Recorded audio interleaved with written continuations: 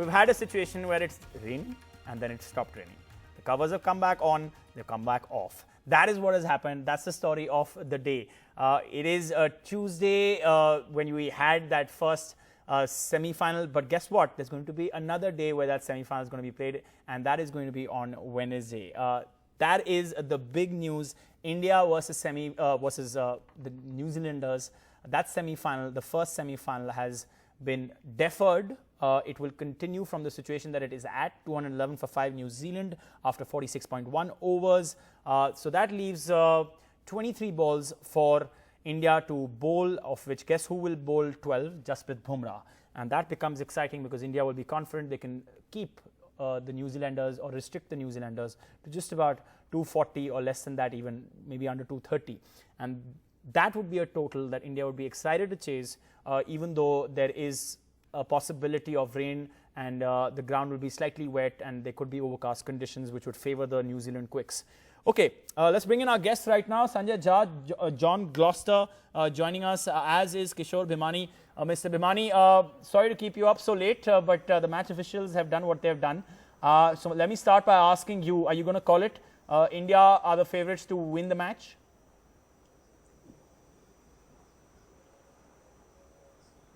Yeah, I reckon India are favourites to win the match. I wouldn't like to put numbers on it. Sanjay was completely right. There are a lot of factors that we have to consider. So what we'll look at is that India, with their batting strength and other things being equal, which they weren't today, they should go on to win and make their way into the semi-final. But things do happen. Last 4 overs, who knows? They'll put on about 40 more runs and India can have a collapse also on a wet ground. We don't know. But I would say India are favourites. For my money, it would be India. Okay. John, were you happy with the team selection? I was a bit nervous, actually, and I bet you the other person who was very nervous was Virat Kohli when he saw Hardik Pandya leave the field, which left him with only 4 bowlers there at one stage. And in fact, he would have had to bowl most likely. Had to have a bowl at one point. I was a bit nervous about that, but I think they've definitely got the upper hand now. They've got the bowling out of the way. And now they've got a very long batting lineup to chase down probably a 230, 240 target. Had the match played on tonight and they were set, 20 overs for 140, 150, then New Zealand were definitely in with a shout with their bowling attack. But tomorrow going in chasing 240 with a long batting lineup, now it's going to pay off. But it nearly didn't pay off this afternoon, I can tell you. Right, okay. Sanjay Jha, your overview of all that's taken place, you think India is on top? What's your percentage? And also, I think, would you put any blame on the IC or did they do everything that they could?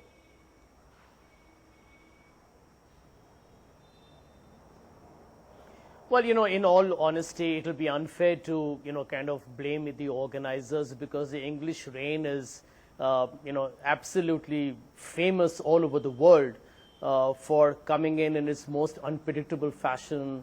The intermittent drizzles happen when you least expect it, and the sunshine follows. You have had Wimbledon tournaments where for the entire 2 weeks you have had complete sunshine, and then there have been times when you have had the finals being played on Monday. So I guess at the moment, whatever could have been done, the ICC has done. But I agree with the point that you made earlier, Amitosh, that the people need to be a lot more prepared for these eventualities, and therefore the covers need to be out there as soon as possible so there's no seepage on the ground, not just on the pitch but even on the outfield.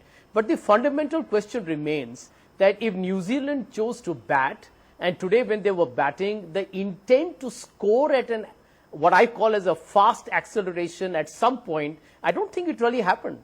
Ross Taylor did flourish at the end, but is that enough? I don't think so. Okay. I agree with what Kishore mentioned, that even if they scored 35 odd runs in the last 4 overs, India with this batting lineup in such fantastic form will be expected to cruise along. And there can be some hiccups, maybe it will be a little closer fight, but I think all of us will be stunned if India is not able to make 260 or 245 runs. So I think advantage clearly on India's side, and we can all possibly expect and India definitely in the final by tomorrow evening. But please don't rule out the possibility, Amitosh, that even tomorrow there can be rain. And the rain can be disruptive as well. So will that result in another, truncated match? Yeah. Well, we don't know that as yet. Okay, all right. Let's just go across now to Kishore Bhimani. Mr. Bhimani, there were a number of points that Mr. Sanjay Jha made. I'll come to them one by one. But worrying me was one plan, that it appeared India just did not have a wicket-taking plan for Kane Williamson. When Kane Williamson came into bat, the whole feel of the game changed. India had put a lot of pressure with 2 maiden overs to start with, 2 wickets. Early on, Bumrah was going great guns, and you had even Bhuvneshwar Kumar surprising us. But Kane Williamson comes, starts taking singles, and changes the flow of the game and brings New Zealand back into it. What was India's plan for Kane Williamson? Did they even have one?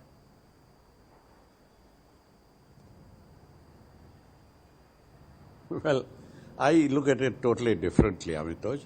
I think that the plan that they have, I would love to be a fly on the wall when they are discussing their plans, but I could see what they were doing was choking the batsmen for runs. Yeah. I think that's the greatest plan possible. Let them make the mistakes. Let's not try and various, plan A, plan B, plan C. Look at it this way. You keep frustrating Williamson, you keep frustrating Nichols, you keep frustrating Ross Taylor. The New Zealanders invented this. The first time I remember Tendulkar opened the batting, I was in New Zealand covering the 94 series at the time. They were a great one-day team. And I remember Tendulkar opened the batting in Auckland. And I asked the Kiwis, I was very friendly with them, I love the guys. And I asked them, I said, what is your plan for Tendulkar? He said, you know what, great bowling, super fielding, he'll make his mistakes. Now, the point is that if you frustrate a batsman enough and you put him maybe 12 dot balls or maybe 2 or 3 runs, he's going to do something out of the ordinary. You don't have to have a plan to get his wicket, because Williamson knows the Indians know Williamson, they come and they play in the IPL. Nowadays, it's so different from what it was 20 years ago. You're being very kind, Mr. Bhimani, to the Indian cricket team. And I can't believe for the life of me that in the semi-final of the World Cup, Indians bowled very well. In the semi-final of a World Cup, the Indian team will not have a plan for the one man they know can actually stop them from reaching the final, and their plan will be to just stop trying to allow him to get runs. I'm sure John, who's a physiotherapist for the Indian team in the past, would have been a fly on the dressing room, and he would have known what's happening. So what do you think, John? Did they have a plan for Kane Williamson, or was the plan actually what Mr. Bhimani says, that stop him from scoring runs and he'll make mistakes himself? I think there's a fair amount of truth to that, actually. I think there is, because he's one of the best players in the world. So he's not going to make too many mistakes. You've got to find ways to frustrate him. But I think I feel a bit sorry for Kane. He's ended up, he's actually been an opener for the majority of this tournament, given the spell and when he was there. So he's had a pretty difficult task. He's had to shore up the whole top order, change the way he's played, and then he's had somebody below him who hasn't performed as well in Ross Taylor up until this game, and even today he didn't look that great. So he's had to carry a huge weight on his shoulders throughout the whole tournament. So, the plan for them was to actually work around him, get the other guys out around him, and then eventually frustrate him into making mistakes as well. But I think their main plan was to continue just attacking the others around him, let him just do his thing, and they'll all eventually fold around. Did you think there was anything that the Indian team could have done differently, particularly in the middle overs, when at one point it looked like if Kane Williamson and Ross Taylor continued batting together and Kane Williamson got on 100, India would be in a spot of bother, and even that would be an understatement, because then they could have got 270, and on a pitch like this, that could have been extremely tricky.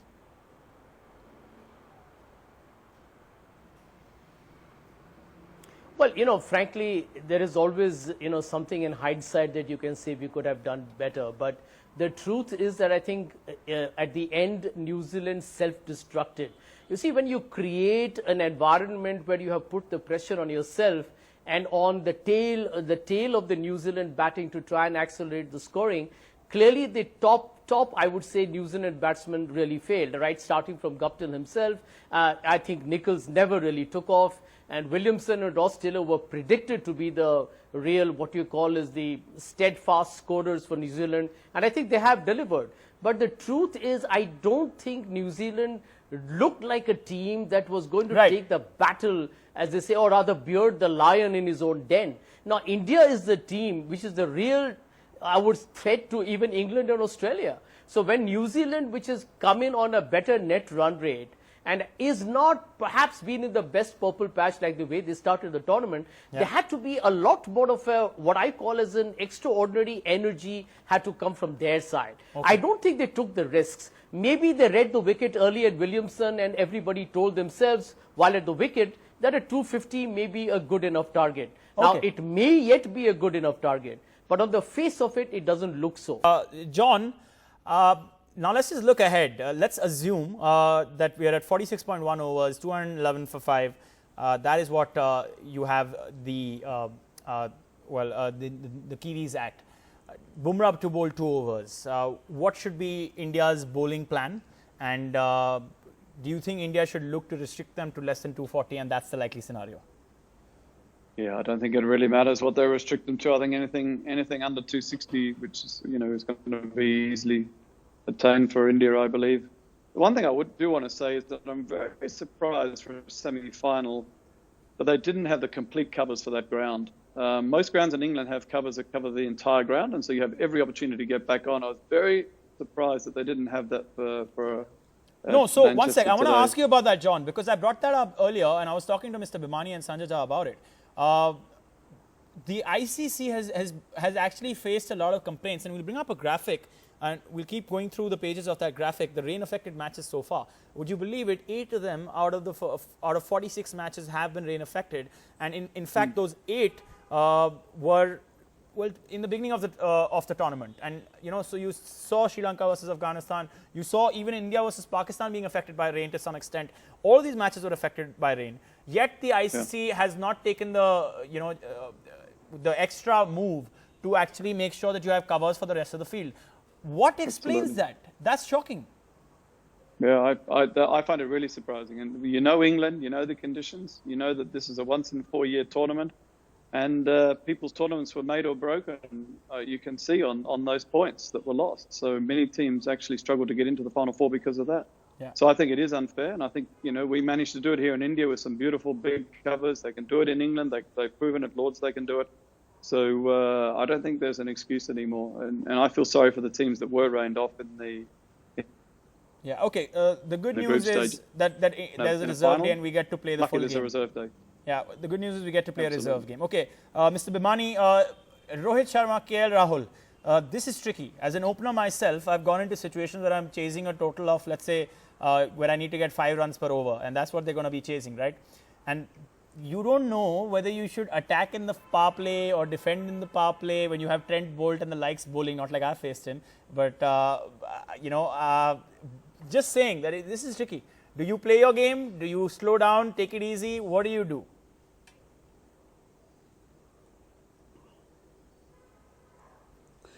I believe, Amitosh, that people like Rohit Sharma was a great batsman. KL Rahul is not far behind. These batsmen, they are top professionals. They know they will give respect to the bowling when they have to give respect. Rohit is the kind of man, if you bowl him a loose delivery first ball, he'll hit it for a 4 or even a 6. So that is not the issue. May I take one minute of your time? Yes, sir. To tell you that we talk about plan A and plan B. When you were telling me earlier, I was reminded of the fact that New Zealand was the country that absolutely invented the pinch hitter. In the days of Lance Cairns, in the days of Bracewell, in the days of Jeff Howarth, they were the first one to send a top, later order batsman right on top, either opening the batting or one drop when it came to picking up the scoring rate. What happened to their plan today? They had no plan at all. Today, Williamson was on the wicket, and he could have either told Nichols or he could have told Ross Taylor or whoever he was batting with that you go or you hang on and I'll go. I mean, come on, we know what happens in cricket. Somebody's got to take a chance. You're not going to be, the way they were going to score 220 or 230 runs. That's true. You're not going to beat India like that. So, and Williamson, who's a fantastic batsman and a fantastic captain, knows better. What were they doing? Why didn't he tell people who is going to be the two people who are going to sacrifice their wicket but go for the runs? It only happened when Grandhomme came. When Grandhomme came, it was obvious he was told to hit at everything. Okay. But that was too late. Okay. Grandhomme was, came into the very late in the match. All right. Okay. Sanjay Jha, I want to just, I'm a bit worried about the whole strategy of the Indian team and approach. Mr. Bhimani makes it simple when he says they're going to play ball to ball. They're going to play each ball to this merit. But this is a World Cup semi-final. There is a crowd, as one person put it, I think it was Mr. Swan, Graham Swan, England Offie. He said there were 2 New Zealander fans and there were 20,000 Indian fans. So that pressure is there. This is a World Cup semi-final. Rohit Sharma doesn't want to be cowed down after being a record breaker. So what will be India's plan?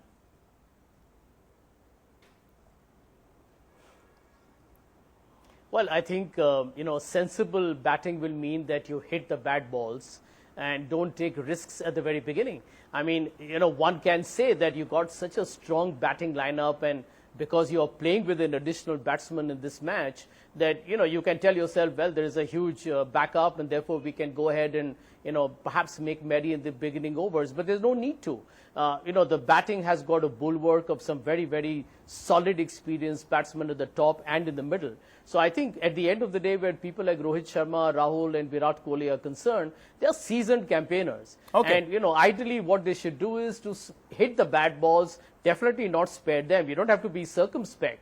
But because the total is not going to be very imposing, India doesn't have to take too many flashy risks at the beginning.